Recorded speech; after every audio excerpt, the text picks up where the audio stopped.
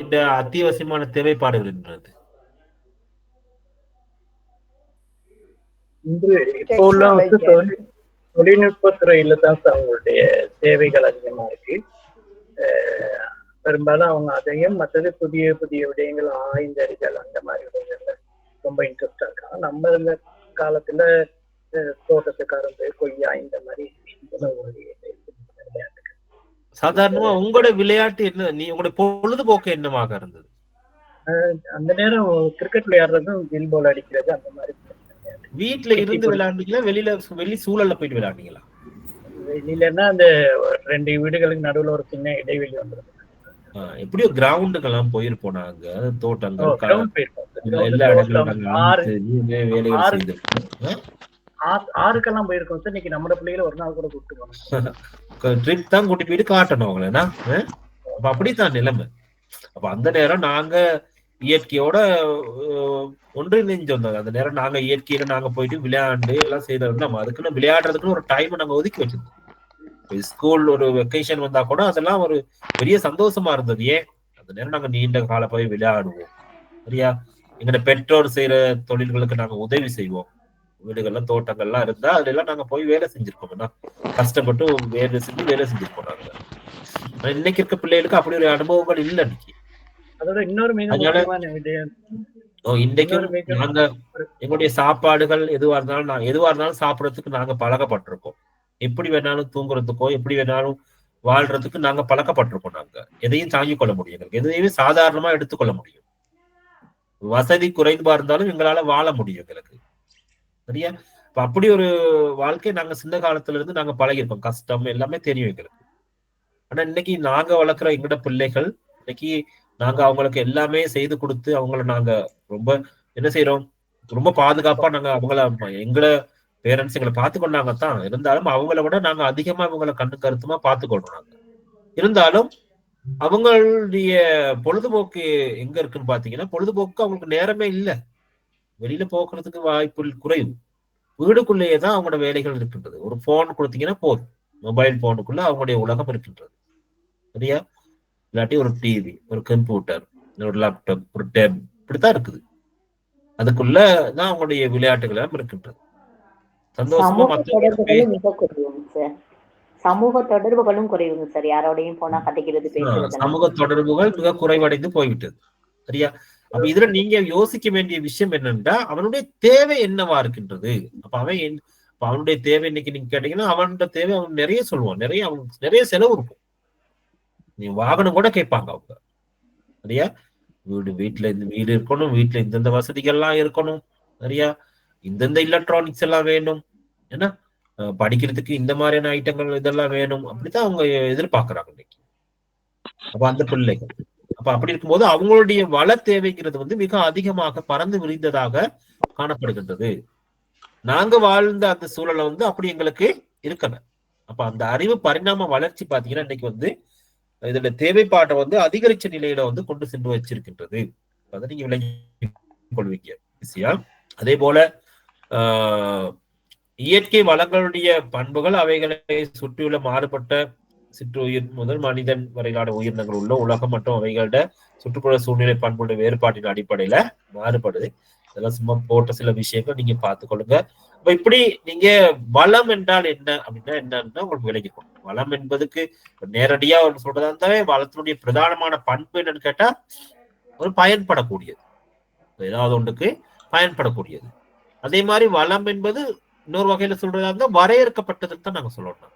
வளம் என்பது வரையறுக்கப்பட்டதுதான். அது ஒரு குறிப்பிட்ட அளவு தான் இருக்கும். அது எல்லா வளங்களுமே வரையறுக்கப்பட்டதுதான். அளவு கடந்த வளங்கள் சொல்லி நாங்க எதையும் சொல்ல முடியாது.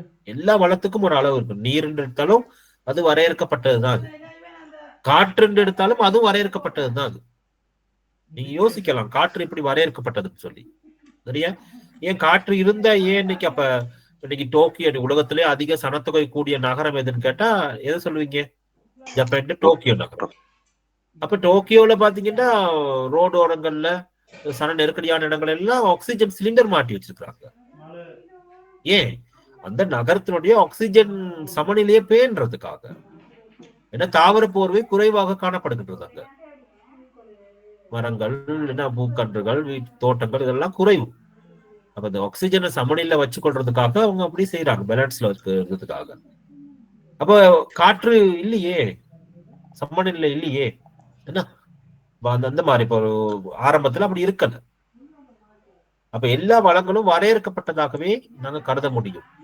சரியா? சூரிய சக்தின்னு எடுத்தா கூட சூரிய சக்தி எல்லா இடத்துக்கும் சமமான நிலையில கிடைக்கல. முன்னெல்லாம் பருவ காலங்கள் சரியா நடந்தது. பருவ காலங்கள் இந்த பருவ காலத்துல வெப்பமான காலநிலை வரும்னு சொன்னா அந்த நேரத்துல இப்ப நாங்க அதை நம்பி விவசாயிகள்லாம் சரியான முறையில பயிர் செய்ய ஆரம்பிச்சிருப்பாங்க. இந்த காலப்பகுதியில மழை வீழ்ச்சி ஏற்படும் என்று அதை நம்பி சரியா செட்டில் பண்ணி அவங்க விவசாயத்தை செய்திருப்பாங்க, நல்ல பலன் கிடைச்சிருக்கும். இப்ப அப்படி இல்லை. இப்ப எல்லாம் காலம் மாறித்தான் நடக்குது. காலம் தாழ்த்தி நடக்கும், இல்லாட்டி காலத்துக்கு முன்னதான் நடக்கும். அப்படியே இல்லாட்டி காலநிலை நடந்தாலும் அது அனர்த்தத்தை ஏற்படுத்தக்கூடிய வகையில தான் அதனுடைய செயற்பாடுகள் இருக்கின்றது. மழை பெஞ்சா வெள்ளமா மாறிடுது, வெள்ளப்பெருக்கா மாறிடுது, மண் சரிவுகளை ஏற்படுத்துது, உயிரிழப்புகள், மற்றது என்ன எங்களுடைய வளங்களுக்கெல்லாம் பாதிப்பை ஏற்படுத்துது. அப்படிதான் இருக்கு. அப்ப அதனால சாதாரணமா நாங்க அது பார்க்க முடியாது. அப்படி வளங்களுடைய இன்னைக்கு தன்மைகள் காணப்படுகின்றது. அப்ப அந்த வளம் வள முகாமைத்துவத்துல வளம் என்றதை நீங்க சரியா விளங்கிக் கொள்ளணும். இப்ப வரையறுக்கப்பட்டது எல்லாம் ஒரு குறிப்பிட்ட அளவு தான் இருக்கின்றது. அப்ப நாங்க பயன்படுத்தும் போது எதையுமே உச்ச அளவுல நாங்க கொஞ்சத்தை பயன்படுத்தி அதுல உச்ச பயன்பாட்டை எடுத்துக்கொள்ளணும். அதிகமா பயன்படுத்தக்கூடாது. மற்றவர்களுக்கு வேணும், சரியா? எதிர்கால சிந்தனை இருக்கணும். அப்ப அது சொல்றது நிலையான அபிவிருத்தி சொல்லுவாங்க, சரியா? உங்களுக்கு அந்த பாடம் எதுலையுமே வரல நினைக்கிறேன். படிச்சோம் சார், படிச்சோம் சார். சரி. அந்த நிலைப்பேன் அபிவிருத்தி திட்டம் பாடசாலையில் உள்ள திட்டம் படிச்சோம்னா நாங்க சரி. அப்ப எதிர்கால சிந்தனையோட தான் நாங்க எதையுமே பயன்படுத்தணும். அப்ப இப்போ உள்ள பயன்பாட்டுக்கும் வச்சுக்கொள்ளணும். அதே மாதிரி எதிர்கால சந்ததியை பத்தி நாங்க சிந்திக்கணும். நாங்க அவங்களுக்கு நாங்க மிச்சம் வைக்கணும். அதே மாதிரி அவங்களுக்கும் அந்த வளம் கிடைக்கிறதுக்கான ஏற்பாடுகளை இப்பவே நாங்க உருவாக்கி வைக்கணும். நாங்க அப்ப அந்த அடிப்படையில வளங்களை நாங்க பயன்படுத்தணும்னு சொல்லி நீங்க எதிர்பார்க்கப்படுகிறது. ஒரு பாடசாலை எடுத்தா பாடசாலையில என்னெல்லாம் வளங்கள் சொல்லி நாங்க அடுத்து பார்ப்போம். இப்ப அதுல எப்படி அந்த சிந்தனையை உட்புகுத்தலாங்கிறதெல்லாம் நாங்க டிஸ்கஸ் பண்ணுவோம். அடுத்து அதுல இரண்டாவது பகுதி முகாமைத்துவம். அப்ப இது நீங்க நிறைய படிச்சுட்டீங்க, சரியா? அந்த உங்களோட new trends in organization and மேனேஜ்மெண்ட்ல முகாமைத்துவம்னா என்னன்னு நீங்க படிச்சிருக்கீங்க. இருந்தாலும் ஞாபகப்படுத்துறதுக்காக நான் உங்களுக்கு கொஞ்சம் இதுல போட்டிருக்கேன், சரியா? அப்ப ஊழியர்களை கொண்டு அமைப்பொன்றினது சகல வளங்களையும் பயனுறுதிமிக்க வண்ணம் முறைப்படுத்தி வழிநடத்தி செல்ல எடுக்கப்படும் நடவடிக்கைகள் விவரிக்கிற ஒரு இயல்பாக அதை நாங்க பார்க்கலாம். சில வரைவிலக்கணங்கள் நான் அடுத்து போட்டிருக்கேன், நீங்க பார்த்துக்கொள்ளுங்க, நீங்க எல்லாம் வாசிச்சு பார்த்துக்கொள்ளுங்க, சரியா? அப்ப முகாமைத்துவம் என்றால் என்ன என்னும் வினாவை நோக்கும் போது அதற்காக வரையறைகளை பல்வேறுபட்ட அறிஞர்கள் நாம் வாழ்ந்த சூழல், காலம் முதலியவற்றை கருத்தில் கொண்டு பல்வேறுபட்ட வகையில வரைவிலக்கணப்படுத்தி இருக்கணும் நாம் குறிப்பிடலாம். அப்ப இதுல ஒரு 5 பேர் குறிப்பிட்ட வரைவிலக்கணம் நான் உங்களுக்கு தந்திருக்கேன். நான் நீங்க பெரும்பாலும் இந்த எக்ஸாம்க்கு எழுதுறதா இருந்தா கூட அந்த பேரோட பாடமாக்கிட்டு கொடுங்க, யாரு எப்ப என்ன சொன்னாங்க, சரியா? அப்ப இதுல நான் உங்களுக்கு எல்லாத்தையும் நான் விளங்கப்படுத்த வேண்டிய அவசியம் இல்லை, சரியா? அப்ப ஒரு அமைப்பில் அடங்கியுள்ள பொருள்சார் வளத்தையும் மனித வளத்தையும் முறையாக திட்டமிட்டு திறமையாக ஒருங்கிணைத்து ஒவ்வொரு உட்பிரிவையும் முழு திறனுடன் செம்மையாக இயங்க வைத்து இந்நிறுவனம் அடைய எண்ணியுள்ள குறிக்கோள்களை குறைந்த செலவில் முழுமையாக அடைந்திட முனையும் துடிப்பான செயல்முறையை முகாமைத்துவம் சொல்லி, சரியா? டைரக்டர் அப்படிங்கிறவர் என்ன பீட்டர் FD டைரக்டர் சொல்ற அவர் முன் வச்சிருக்கிறார், சரியா? அதே மாதிரி ஜேம்ஸ் எல் லூண்டின்னு சொல்லி ஒரு குறிப்பிட்ட குறிக்கோளை அடைந்திட ஒரு நிறுவன மேலாளர் சொன்னா முகாமையாளர், இந்திய சொல்லது, முறையாக திட்டமிடுதல், ஒருங்கிணைத்தல், கட்டுப்படுத்தல், ஆர்வமூட்டுதல் போன்ற பணிகள் மூலம் தம் பணியாளர்களின் செயல்திறன் முழுமையாக வெளிப்பட செய்தலே முகாமைத்துவம் ஆகும். அதாவது முகாமைத்துவம் என்பது திட்டமிடுதல், செயற்படுத்துதல், கட்டுப்படுத்தல் எனும் செயல்கள் அடங்கிய பணிகள் சொல்லியிருக்கார். அடுத்தது மேலாண்மை என்பது பணியாளர்களை நெறிப்படுத்தி உந்துதல் ஊட்டும் செயலாகும்.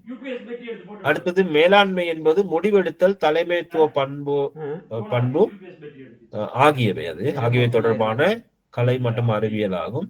அதே போல மனிதர்களையும் பொருள் சார்ந்த கட்டமைப்புகளையும் ஒருங்கிணைத்து திறமையாக செயல்படுத்துகிற அழகாக மற்றும் சக்தியை மேலாண்மைன்னு சொன்னா முகாமைத்துவங்கிறதுக்கான வசனம். நாங்க பெரும்பாலும் ஸ்ரீலங்கால நாங்க முகாமைத்துவம் பயன்படுத்துறோம்.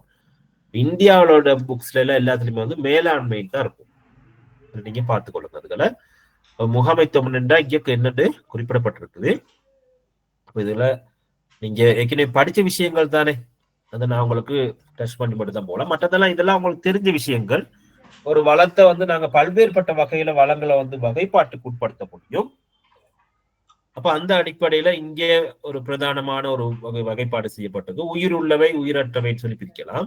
அப்ப உயிர் உள்ளவைன்னு சொன்னா உயிர்கோளத்தில் வருவிக்கப்பட்டவை இதில் அடங்கும். உதாரணமாக காடு சார்ந்த பொருட்கள், விலங்குகள், உயிரினங்களோட சேதனமாக்கலால் விளையும் பெட்ரோலிய பொருட்கள் எல்லாமே உயிருள்ள பொருட்களா பார்க்கப்படுகிறது. சரியா?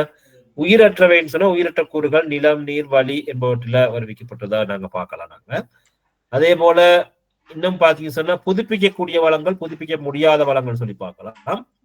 புதுப்பிக்கக்கூடிய வளங்கள் சொன்னா பயன்படுத்தப்படுதல் காரணமாக குறைவுக்கு உட்பட்டாலும் உடனடியாக அல்லது குறுகிய காலப்பகுதியில் மீள புதுப்பிக்கக்கூடிய வளங்கள். திரும்பியும் புதுப்பிச்சு கொள்ளாத, அது ஒட்டவா அது புதுப்பிச்சு கொள்ளும். அது உதாரணத்துக்கு வளி, காற்று, சூரிய ஒளி, நீர், காட்டு வளம், இதெல்லாம் ஒப்பீட்டளவுல பாத்தீங்கன்னா திரும்ப திரும்ப அதை தானா புதுப்பிச்சு கொள்ளும். யாரும் போயிட்டு ஒன்றும் செய்ய தேவை. இப்ப காடுகளை நீங்க மரங்கள்லாம் வெட்டிட்டா, மரங்களை அழிச்சா கூட அது ஒட்டவா காடு வளர்ந்து கொண்டே போகும். என்ன அங்க கொட்டுற காய்கனிகள் இருக்க விதைகளா அதெல்லாம் தானா முளைச்சு மரங்களா மாறிக்கொண்டு இருக்கும். அப்படி புதுப்பிக்க முடியாத வளங்கள் சொன்னா நீண்ட புவியியல் காலத்துல உருவாக்கம் கொள்கின்ற வளங்கள் இவையாகும். அழிக்கப்படுமாயின் இலகுவில் புதுப்பிக்கப்பட முடியாது. பயன்படுத்தப்பட்ட பிறகு மீண்டும் அது தன்னை இயற்கை தானாக அதை உருவாக்கி கொள்றதுக்கு மிக நீண்ட காலம் தேவைப்படுது. உதாரணத்துக்கு சுவட்டு எரிபொருள், பெட்ரோலியம். சரியா? அப்ப அதெல்லாம் இன்னைக்கு அதனால தானே அவ்வளோ உலக பொருளாதாரத்தையே நிர்ணயிக்கின்ற ஒரு அம்சமா நாங்க பாக்குறோம். நாங்க சரியா? அப்ப இங்க இது எந்த சுவட்டு எரிபொருட்கள் சொல்றது என்ன? பெட்ரோல், டீசல், நிலக்கரி, மற்றது எல்பிஜி கேஸ், இதெல்லாம் எல்லாம் அந்த கச்சா எண்ணெய்ன்னு சொல்லுவாங்க. கச்சா எண்ணெயை தான் எடுப்பாங்க. சுவட்டு எரிபொருளா கலந்துட்டு அது அதுல ஒவ்வொன்றும் பிரிச்செடுக்கப்படுது, தனித்தனியா பிரிச்செடுக்கும். முதல்ல நிலக்கரி, அடுத்து பெட்ரோல், டீசல், இப்படி ஒரு ஓர்டர் ஒன்று இருக்கு. நீங்க படிச்சவங்க பார்த்திருப்பீங்க. அது இதுகள் நீங்க பாருங்க. சரியா? அதுல அப்படி கீழே போக ஒவ்வொன்னா குறைஞ்சிட்டு போகும். அப்படி அதுல பல்வேறுபட்ட கனிப்பொருட்கள் அதுல இருந்து பெற்றுக்கொள்ளப்படுகிறது. அப்ப அதை உடைய நாடுகள் தான் பாத்தீங்கன்னா இன்னைக்கு பெரிய வல்லரசு நாடுகளா, நிதி ரீதியில வல்லரசு நாடுகளா மாறி இருக்கிறாங்க. குறிப்பா இன்னைக்கு மத்திய கிழக்கு நாடுகள் இன்னைக்கு பெரிய வல்லரசு நாடுகளா இருக்கின்றது. அது காரணம் அந்த நாடுகள்ல பறந்து காணப்படுகின்ற இந்த சுவட்டு எரிபொருட்கள் தான் காரணம். இன்னைக்கு இப்ப துபாய்ன்னு சொன்னா அது எப்படி இருக்குது? அப்ப துபாய் நகரமா நாடா?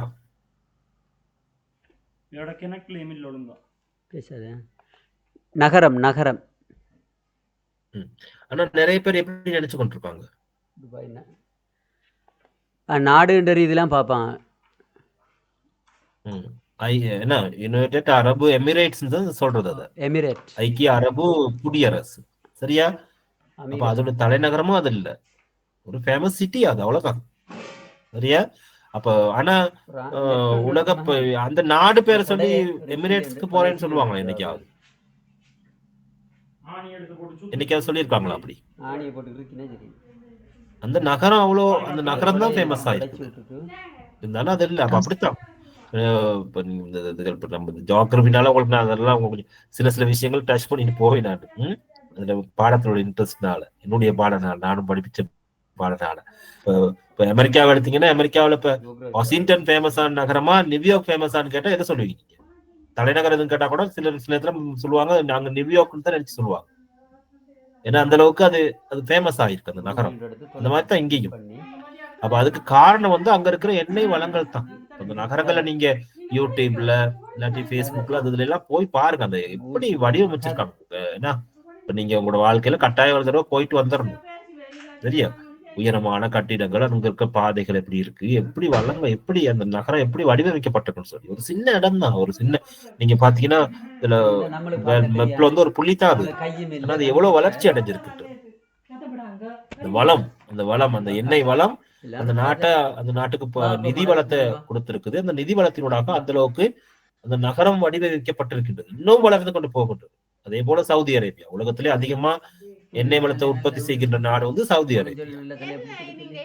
என்ன அப்ப அந்த நாடு இன்னைக்கு எவ்வளவு வளர்ச்சி அடைந்தது, ஆனா அபிவிருத்தி அடைந்த நாடு கிடையாது. யோசிச்சு பாருங்க. அப்ப இன்னைக்கு ஐக்கிய அரபு குடியரசோ, சவுதி அரேபியாவோ, ஈரான், ஈராக்கோ, குவைத்தோ, என்ன இதெல்லாம் வந்து அதுக்குள்ள இருக்கிற பிரதானமான எண்ணெய் வள நாடுகள். ஆனா அதெல்லாம் அபிவிருத்தி அடைந்த நாடுக்குள்ள வரல. அபிவிருத்தி என்பது நான் உங்களுக்கு ஒரு தடவை சொல்லி நீங்க அந்த படிப்புகளை சொல்லியிருப்பா இருக்கும். அது வந்து சமூக அபிவிருத்தியும் பொருளாதார அபிவிருத்தியும் ரெண்டும் நடந்திருக்கும். நடந்தா தான் அது அபிவிருத்தி அடைந்த நாடா கருதுவோம். இன்னைக்கு அமெரிக்கா அபிவிருத்தி அடைந்த நாடா கருதுனா அங்க சமூக அபிவிருத்தி இருக்குது, பொருளாதார அபிவிருத்தி இருக்குது. ஜப்பான் அப்படி, ரஷ்யா அப்படி, ஜெர்மனியா, ஐக்கிய யுனைடெட் கிங்டமா, என்ன பிரான்ஸா, இத்தாலியா, இப்படி எல்லாம் எடுத்தா இதெல்லாம் அந்த அந்த ரெண்டு அபிவிருத்தி ஏற்படும். இங்க வாங்கினா நிதி வளம் தான் அபிவிருத்தி இருக்கு, சமூக அபிவிருத்தி அங்க குறைவா இருக்கின்றது. இப்போ இன்னொரு கொஞ்சம் காலப்பகுதியில் இப்ப அதை பிளான் பண்ணி அவங்க செய்யறாங்க. எதிர்காலத்துல அது நடக்கும். குறிப்பிட்ட காலப்பகுதியில பெண் கல்வி எல்லாம் மறுத்து இருந்தாங்க. வேகமான சனத்தொகை வளர்ச்சி, சில கலாச்சார ரீதியான சில இறுக்கமான சில கட்டுப்பாடுகள் அது அந்த நாட்டுக்கு தேவைன்னு அந்த உருவாக்கி வச்சிருக்காங்க. இப்ப அதுல எல்லாம் சில நிறைய பாத்தீங்கன்னா இப்ப அது அந்த நாட்டினுடைய சமூக அபிவிருத்திக்கு தடையா இருக்கு. அப்ப அதெல்லாம் இப்ப அதுல இருந்தெல்லாம் அவங்க விலகி இப்ப அதுல போக்கஸ் பண்றாங்க நிறைய. அதனால அடுத்த கட்டத்துல அது சமூக அபிவிருத்தியிலும் மிக பெரிய இலக்க அடைவாங்க அவங்க. சரி, ஓகே. அப்ப நான் என்ன சொல்ல வர்றேன்னு கேட்டா, இந்த இடத்துல வந்து நீ விலகி கொள்ளணும். உலகத்துல அதாவது புதுப்பிக்க முடியாத வளம் சொல்லக்கூட அதுல ஒரு பிரதானமான வளம் வந்து உயிர் சுவட்டு வளம். அந்த உயிர் சுவட்டு எரிபொருட்கள் இன்னைக்கு உலகத்தையே இன்னைக்கு இந்த நாடுகள் இன்னைக்கு பெரிய நாடுகளா மாற்றம் வர்றதுக்கு காரணம் அந்த வளங்கள். சரியா? எங்களுடைய ஸ்ரீலங்கால கூட மன்னார்ல இருக்கிறதா ஐக்கிய அமெரிக்காவோட ஒரு நிறுவனமும் சவுதி அரேபியாவோட ஒரு நிறுவனம் ரெண்டு சேர்ந்து நினைக்கிறேன் மஹிந்த ராஜபக்ச அவர்கள் ஜனாதிபதியா இருக்கின்ற காலப்பகுதியில ஒரு பெரிய ஒரு ப்ராஜெக்ட் ஒண்ணு ஆரம்பிச்சு கண்டுபிடிச்சிட்டாங்க இருக்குன்னு சொல்லி. சரியா? ஆனா அதை அகழ்வு செய்தா எங்க நாட்டுல பாத்தீங்கன்னா பம்பாந்தோட்டையிலயும் இருக்கிறதா கண்டுபிடிக்கப்பட்டிருக்குது, மன்னார்ல இருக்கு. சரியா? உறுதிப்படுத்தப்பட்டிருக்கின்றது. நினைக்கிறேன் ஒரு கண்டி ஒரு மீட்டிங் நடந்திருக்கும் போதெல்லாம் மீட்டிங்ல ஓப்பனா அறிவிச்சாரு மஹிந்த ராஜபக்ச அவர்கள், நாங்க எங்க நாட்டுல கண்டுபிடிச்சிட்டோம்னு சொல்லி, எதை பெட்ரோலியத்தை கண்டுபிடிச்சிட்டோம்னு சொல்லி இருக்குது நம்ம நாட்டுல சொல்லி. மீட்டிங்ல இருக்கும்போது பேசும்போதே இப்பதான் எனக்கு உறுதிப்படுத்தினாங்கன்னு சொல்லி பேசினார் ஒரு நாள். நினைக்கிறேன் உங்களுக்கு ஞாபகத்துல இருக்குமா இருக்கும். அப்ப இதுல என்னது இது? அப்ப கண்டுபிடிக்கப்பட்டாலும் ஏன் எங்க நாட்டுல ஏன் நாங்க அந்த வேலையை செய்ய மாட்டோம்? அப்ப அதுக்கு எங்களுக்கு பெரிய முதலீடு தேவை இல்லையா? அப்ப அதுக்கு வெளிநாடுகளுடைய சப்போர்ட் தான் தேவை. அப்ப அமெரிக்காவோட சப்போர்ட்டோ இல்லாட்டி மத்த மிடில் ஈஸ்ட் கண்ட்ரியோட சப்போர்ட்டோ நாங்க எடுத்தால் அதுல ஒரு சின்ன பெர்சன்டேஜ் மட்டும் தான் எங்களுக்கு கிடைக்கும். மத்த எல்லாம் ஏன்னா அவ்வளவு செலவு இருக்குது, சாதாரண வேலை இல்லை அது. அப்ப அவங்க அதுல அதிகமான லாபம் பெற்றுக்கொள்வாங்க. அப்போ ஒரு காலத்துல என்ன நடக்கும், நம்ம சின்ன நாடு தானே, அப்ப எல்லாத்தையும் அகழ்ந்து எடுத்துட்டா எங்கிட்ட அது ஒண்ணுமே இல்லாம போயிடும். அதனால அதுக்கு இந்த சூழல் ரீதியான நிறுவனங்கள்லாம் எதிர்ப்பு தெரிவிச்சனால அது அப்படியே வச்சிருக்காங்க. எதிர்காலத்துல சில நேரத்துல எங்க நாடு நல்ல நிலைமைக்கு வந்தா ஆரம்பிக்கப்படலாம். இப்ப எங்க நாடு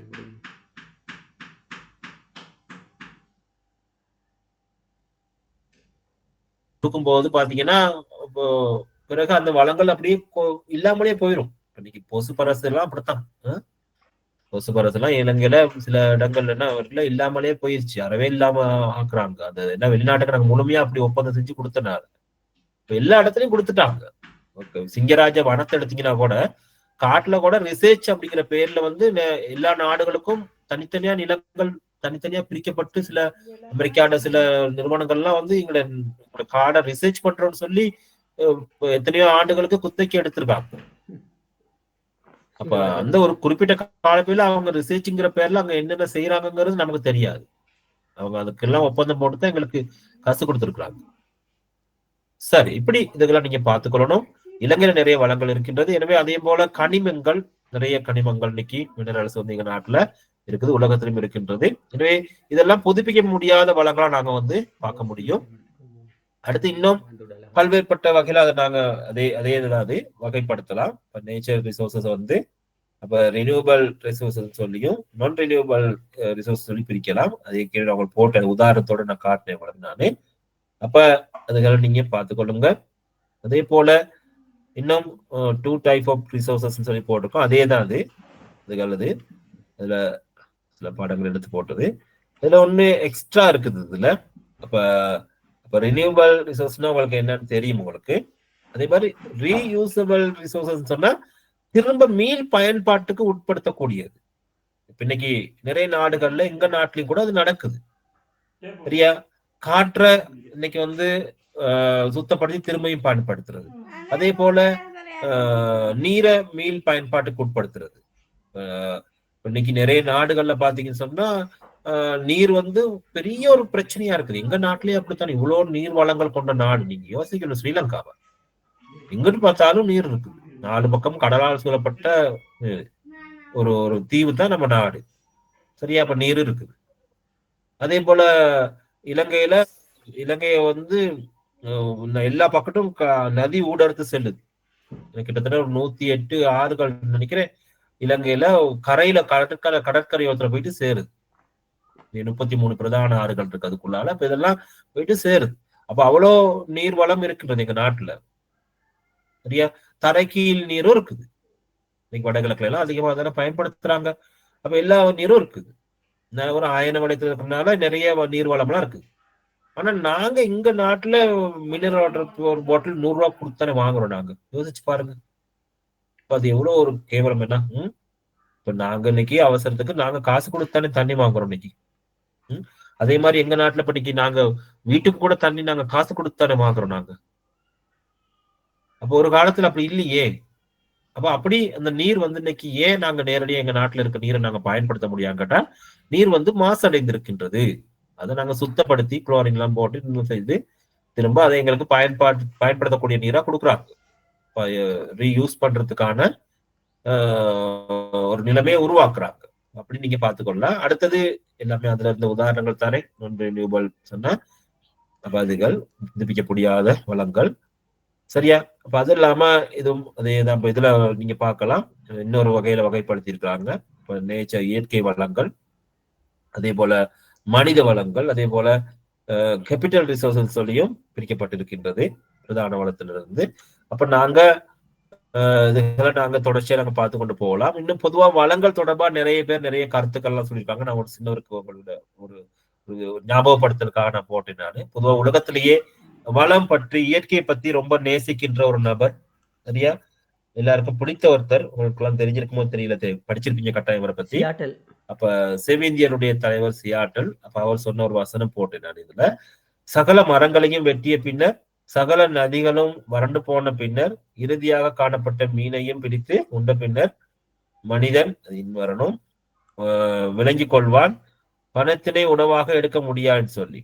ஏனென்றா அவர் என்ன சொல்ல வர்றாருன்னு கேட்டா, இன்னைக்கு வளங்களை நாங்க அந்த அளவுக்கு பயன்படுத்துறோம். இன்னைக்கு காடுகள்லாம் அழிக்கிறோம், நாங்க நீர்நிலையெல்லாம் இல்லாம ஆக்குறோம், நாங்க அந்த விலங்குகளுடைய உறைவிடங்கள்லாம் நாங்க அழிக்கிறோம். நாங்க மனிதன் இன்னைக்கு வளங்களை வந்து ஒரு குறுகிய காலப்பையில அதிகமா வீண் விரயத்துக்கு உட்பட்டிருக்கான். பயன்படுத்தினான்னு சொல்றதை விடவும் அதிகம் வீண் விரயத்துக்கு உட்படுத்துறான். அது சிக்கனமா பயன்படுத்தணும், அதனுடைய பெருமதி அறிந்து பயன்படுத்தணும். அவங்க எதிர்பார்க்கிற சொல்றது அதுதான். அதனுடைய பெருமதி தெரியுது இல்லை, அதை நேசிக்கிறது இல்லை. சூழலை எல்லாரும் நேசிக்கணும். அப்ப அது மேல அன்பு வைக்கணும். அப்ப அவங்க எல்லாம் அத பொதுவாக இவரெல்லாம் பாத்தீங்கன்னா இது எல்லாத்தையும் மரங்கள், என்ன காட்டுல இருக்க விலங்குகள், நதி, மலை, காற்று எல்லாத்தையும் தங்களோட உறவுகளாத்தான் அவங்க பாக்குறாங்க. அவங்க உறவுகளை பார்க்க தன்னை சகோதரர்களாக இப்படித்தான் அவங்க தங்களோட உறவுகளை பாக்குறாங்க. அப்படி நிலைமை இன்னைக்கு எங்கிட்ட இல்ல. அப்ப எவ்வளவு நெருக்கம் உறவுகளை பாக்குறாங்க, எவ்வளவு நெருக்கமா அவங்க பாக்குறாங்க. அந்த அளவுக்கு இதுகள் சொல்லப்பட்டிருக்குது. சரி, நான் தொடர்ச்சியா உங்களுக்கு படிப்பிச்சுட்டு வந்துட்டேன். நானே பேசிக்கிட்டு வந்துட்டேன். நானு இந்த இதுகள் உங்களுக்கு ஞாபகப்படுத்துறது என்ன, நீங்க உங்களுக்கு தெரிஞ்ச விஷயம் அப்படிங்கிறதுனால பெரிய பகுதி இது. சரி, ஒரு சின்ன பிரேக் ஒன்று எடுத்துட்டு நாங்க வருவோம். நாங்க தானே 2:10 ஒரு 2:25க்கு பாக்கு. ஓகே தானே? Okay sir. Okay sir.